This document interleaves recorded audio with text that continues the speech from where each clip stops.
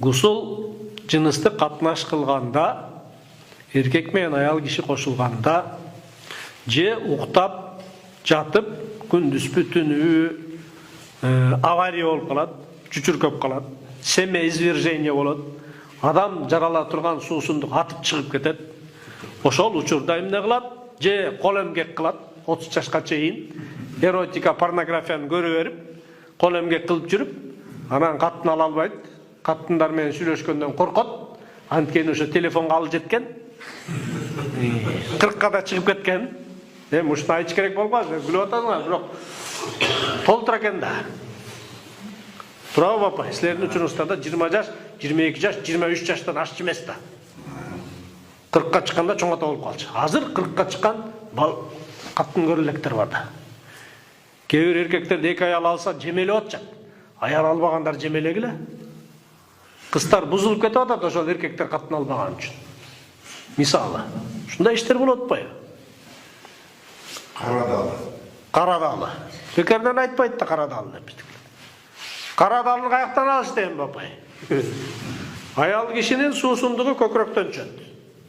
Эркектики арка белден чөт. Спинной мозгтон чөт.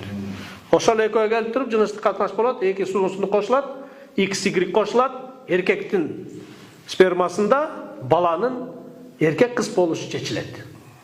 Экөө кошулат, экөө кан алмашат, баягы арка белден түшөт, кетти да, кеткенден кийин организм иштейт, тамак жейт, кыймылдайт, анан эмне болот? Кайра жаңы чыгат.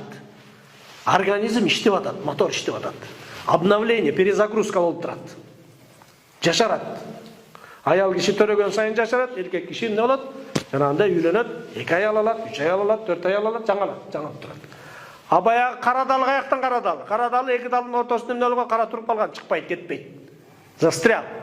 А денеден 8 нерсе түшпөсө, 8 нерсе чыкпаса адам орийт. Тиббун Набауи Ибн Кайым деген алым, пайгамбарыбыздын медицинасы дегенде 8 нерсе денеден чыгып турбаса адам орийт.